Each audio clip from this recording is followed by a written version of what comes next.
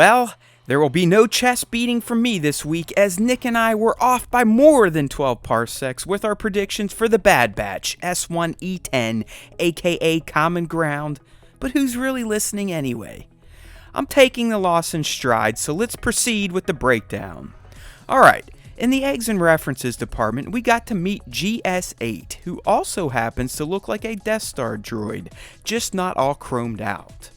We also learned that we're seeing the occupation of Raxus when Captain Bragg gives us a CIS drop as she's speaking to the gathered masses. Raxus was the seat of the Separatist government and was also featured in the Clone Wars when there was a push for peace between Padme and Mina Bonteri, whose son became a crush of Ahsoka's later on in the series.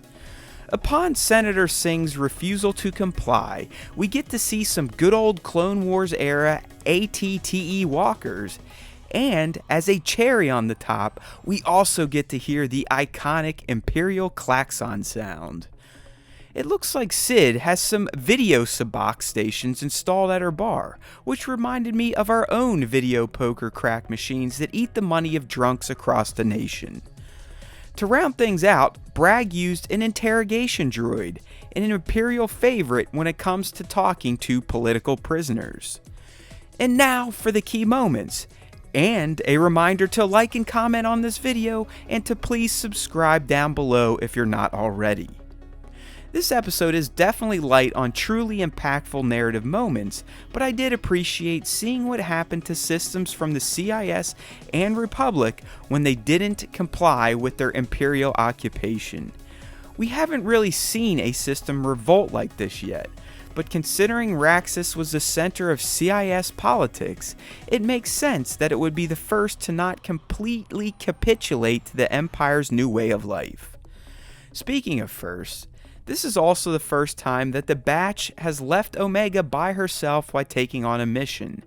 This shows how much heat she has on her tail, but it also allowed her to grow on her own for a change, and to ultimately prove to Hunter that she's a capable team member and shouldn't be left alone out of fear, but rather she should be included thanks to her complementary skills.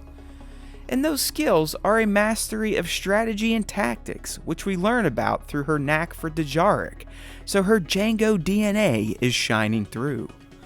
I'm not going to say I'm surprised, but I do find it quite odd and interesting at the same time that the Bad Batch still refuses to use live fire on the regular clones. Once again, while facing some legit heat, they managed to pull off their mission by only stunning their former brothers from another tube. It speaks volumes about their character, but I'm not sure how much longer they can keep it up. We gotta start reducing the number of Order 66 infused clones in the galaxy to make their lives on the lam a bit easier. I'll wrap the key moments up with the fact that Omega's Dejarik skills has freed the Batch of their servitude to Sid.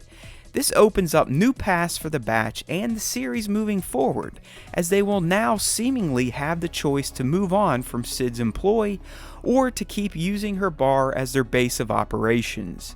It could also mean that Sid may be ready to turn on them now that they may no longer be money-making mercs for her.